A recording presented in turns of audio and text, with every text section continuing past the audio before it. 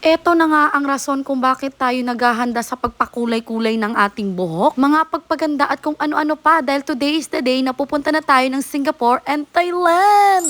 At dahil international travel nga ito, hindi na ako masyadong nag-effort sa outfit. Hindi na ako masyadong nag-effort sa airport outfit dahil sa airport lang naman siya mababalandra. Gusto ko yung datingan ko dito, medyo astig tignan. Alas 3 na nga ng hapon at first time kong sumakay ng scoot. At since alas 5 pa yung biyahe namin, may time pa ako makapag-TikTok. 5:32 PM ay boarding na nga kami at tingnan nyo naman ako parang naghahanap ng trabaho, may pa envelope pang nalalaman.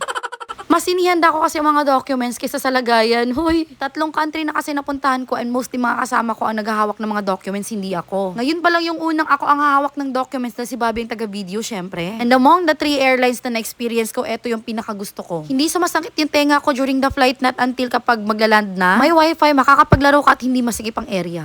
9:05 PM, paland na kami ng Singapore. Ganyan yung night view niya at 4 hours yung biyahe namin from Davao. At kahit patapos ng araw na to, excited na excited pa rin yung mukha ko. Luckily, para sa mga magbabalak pumunta ng Thailand ay may direct flight na po sa Davao patungong Thailand. Sa amin, mas pinili namin mag-layover dito sa Singapore kaysa sa Manila kasi since nakapunta na ako ng Manila. Uy, sobrang laki dito. Sabihin niyo na ignorante ako pero may gadahanap muna kami ng makakainan.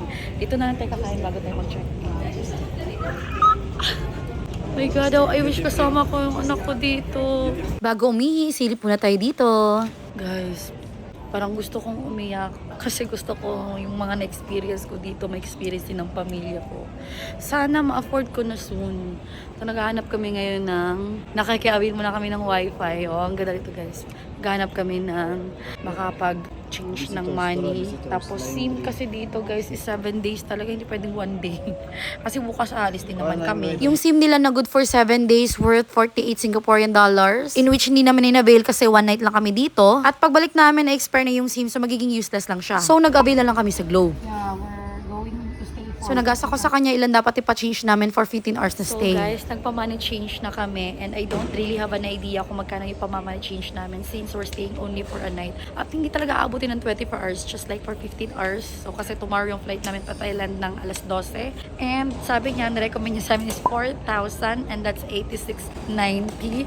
Tapos may kasama akong isang Pinay din na nagpa-change ng worth 1,000. And she's only going to stay for a night. Ang sabi nung staff, ay hindi kasya kahit sa taxi yan. Natatawa ako kasi pagbalik din namin, babalik din kami dito sa Singapore, pero at least mas malaki-laki ang oras namin dito. Mas malaki-laki yung ipapa-change namin. Alright! Bukas ng umaga, dadaan kami dito para mas maganda yung view. Kasi parang masyado na siya madilim. Kasya kaya itong pera namin. Ang sustayan namin guys is capsule kasi pang backpacker style. Mas marami talaga kaming oras at panahon sa Thailand. So mas doon tayo magbonggang gumastos. Huy! At dahil nga ang isip talaga namin ay sa Thailand, so ang dinownload ko lang is Bolt or Grab sa atin. Bago ako dito pala yung dito pala yung Kala ko pasahero siya. So here, we're going to this place, capsule. Guys, nanibago ako kasi sabi ko akala ko may pasahero bumaba. Yun pala dito pala yung sa driver's seat. I almost forgot. Ibang country na pala tayo. It's a plug down. Plug down, right? Oh, by meter. By meter. Alright, okay. There's no exact rate like we used to. You're staying in over the other side.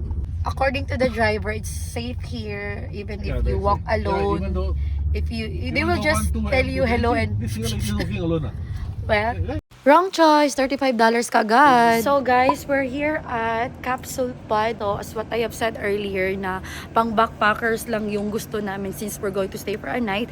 And we also asked the driver if is it safe here to eat for late dinner. And as we can see, yung mahabang daan kanina is puro pagkainan, pipili lang kami. And we also asked if is it safe to walk at this hour.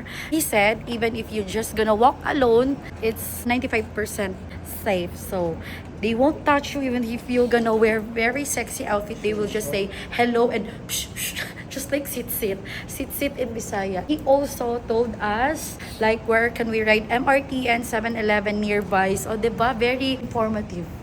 Yeah, this one. Hi guys! So, na-change tayo ng hotel because there's no staff there na makaka-attend sa amin and you need to book it on like booking.com, Agoda, yung mga website. But unfortunately, hina ang connection so hindi kami nakabook so we can pay sana in peso.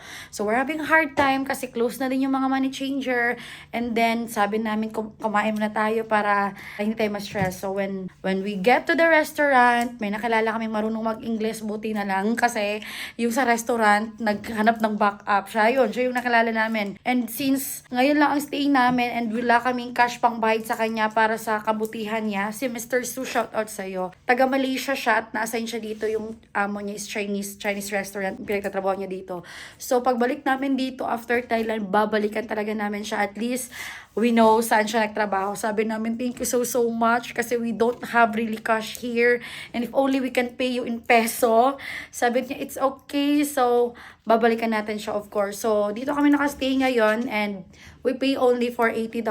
And guys, nag-work pala dito yung Grab. Okay, so pwede kami makapag-book ng taxi or food, whatever we want. Just we need to change it from Singapore country from Philippines. Okay, so mag-rest na tayo dahil bukas bakbaka na tayo sa Thailand. Alright! For the expenses naman, syempre, hindi mawawala ang travel packs na 1,620 per pax. 784 naman per pax for terminal fee. And compared to other airlines, 10 kilogram naman ang free nila sa cabin luggage. Which is to my surprise, akala ko yun na yung check-in baggage. So, kailangan namin bumili actual ng check-in baggage for 20 kilos minimum. And that's worth almost 5,010 pesos na lang. Kaya pagka uwi namin, sinigurado namin makabook kami in advance. At yung 25 kilos namin nasa 4,002 pesos lang. And make sure na sa cabin luggage nyo may nakaseparate kayong importanteng gamit na kailangan nyo everyday. Dahil yung check-in baggage nyo, kapag andun lahat ng gamit nyo, naku, diretso BKK na yun. But don't you worry kasi starting November, di ba, direct naman ang flight ng Davao to Bangkok. So makakasama nyo lang ito all the way. Etong sa amin lang is kung may choice kayo na layover. For the immigration naman, hindi sila masyadong strict even to my look. So it only means hindi talaga kalayuan yung itsura ko before compared to now. Huy. For the Scoot experience, nanibago ako kasi hindi Pinoy yung mga FA. Tapos ang ganda at ang galing ng pag-ayos ng buhok. And during the flight, hindi talaga sumasakit yung tenga ko kasi yan talaga yung number one problem ko kapag nagbabiyahe ako. Sumasakit lang siya pag paland na pero tolerable lang naman. So hindi talaga ako magsasuffer for the whole flight. And yes, habang nasa aeroplano pa lang kami, napapaisip na kami on what country ang next naming pupuntahan. Na sana kasama ang buong pamilya, especially si Macy. Eto, nasabi ko na. Pagkadating namin sa first choice na accommodation na hindi namin na-push, kumain na lang kami doon sa tapat na may restaurant at it only cost $28.90.